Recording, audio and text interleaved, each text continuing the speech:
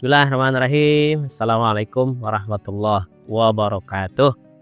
Alhamdulillah, alhamdulillah wassalatu wassalamu ala Rasulillah wa ala alihi wa ashabihi wa mawalah.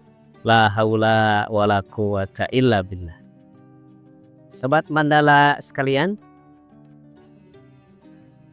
iri hati dan ketenangan atau ketenangan batin itu satu hal yang bertolak belakang.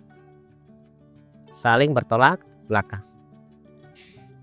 Jadi artinya iri hati ini memang salah satu efek dari ketenangan batin yang tidak didapatkan. Ini sangat berbahaya karena ada ancamannya.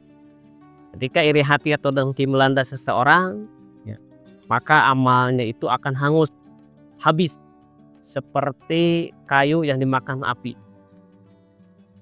Dan sangat berbahaya karena dengki ini atau iri hati ini lebih ganas daripada penyakit yang paling ganas sekalipun.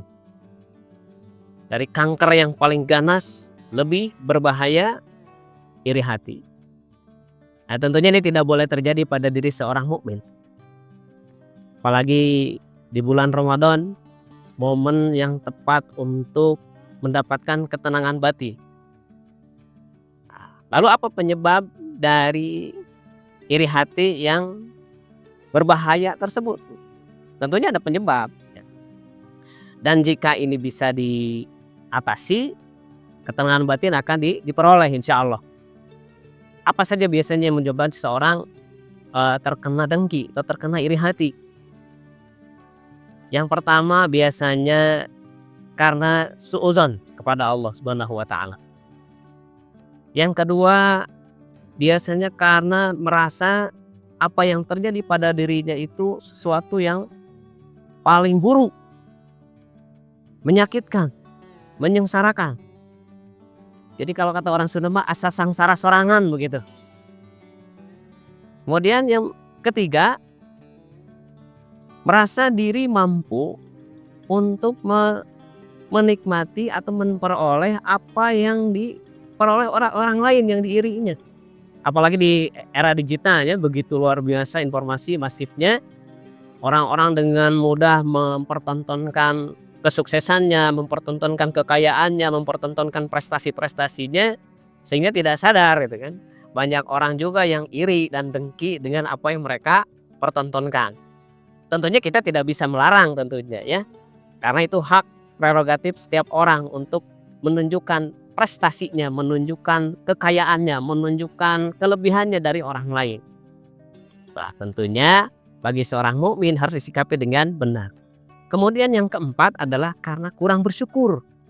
Ya, kurang bersyukur kepada Allah. Nah, 4 hal ini yang kita coba untuk atasi, untuk benahi ya, agar ketenangan batin bisa diperoleh dan dengki bisa hilang. Dan mudah-mudahan jadi penyebab ibadah Ramadan kita tahun ini diterima oleh Allah yang Maha Kuasa. Lalu apa solusinya? Yang pertama tadi, ya, suudzon kepada Allah.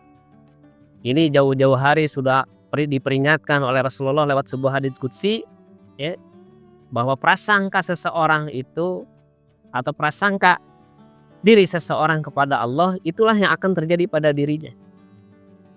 Dalam sebuah hadits qudsi, inni inda dzanni abdi bi. Sesungguhnya aku sesuai dengan prasangka hamba-hambaku. Nah, sekarang pertanyaan adalah bagaimana prasangka kita kepada Allah? Baik atau buruk? Yakin atau ragu? Yang jelas apa yang kita sangkakan kepada Allah itu apa yang akan terjadi pada diri kita. Inni inda dzanni abdi bi. Jika kita yakin bahwa Allah lah yang menentukan segala sesuatunya, Allah lah yang akan memberikan segala sesuatu, Allah lah yang menentukan hidup kita dan pasti akan memberikan yang terbaik untuk kita, pasti kejadiannya akan terbaik juga untuk kita. Kemudian yang kedua, tadi disebutkan bahwa biasanya kita sering merasa diri ini paling sengsara sendiri. Nah, ini sudah di jauh-jauh hari juga sudah diperingatkan oleh Allah gitu kan. Ya. Wa asa an takrahu syai'an wa huwa khairul lakum wa asa an tuhibbu syai'an wa huwa syarrul lakum. Jadi seringkali kita menyangka apa yang terjadi pada diri kita itu adalah keburukan. Atau keburukan yang terjadi pada diri kita itu adalah sesuatu yang buruk untuk kita.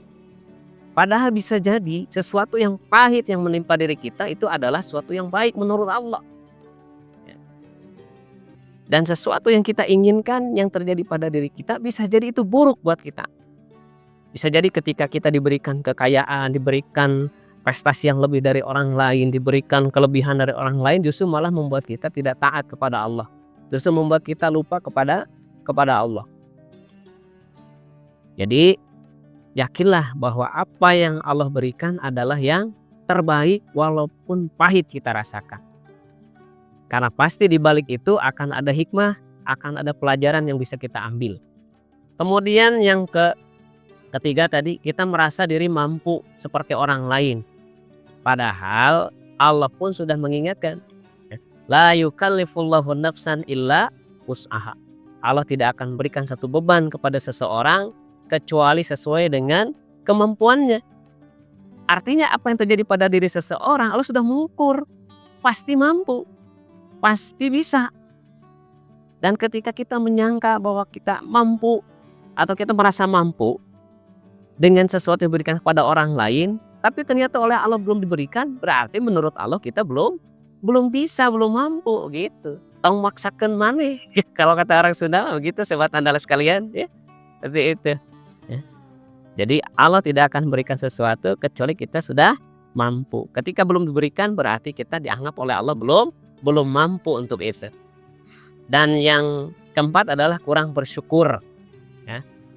Padahal juga Allah sudah mengingatkan, la in syakartum la azidannakum wa la in kafartum inna azabi lasyadid. Ketika kita bersyukur maka akan Allah tambah nikmat. Tapi ketika kita kufur maka siksa Allah sangat pedih. Biasanya juga kita karena sering salah sangka kepada orang. Ya, kita kan sering begitu ya, biasanya penyakit. Kita sering menyangka bahwa apa yang didapatkan oleh atau kita ketika menyangka ketika seorang mendapatkan kelebihan, kekayaan dan sebagainya, oh enak begitu kan. Padahal bisa jadi orang yang kita sangka itu melihat diri kita lebih enak dari dirinya begitu. Ya.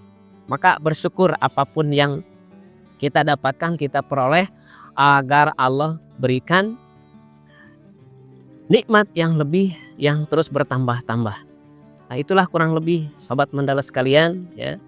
Obat iri hati yang apabila itu bisa kita lakukan, bisa kita jalankan, akan kita peroleh ketenangan batin.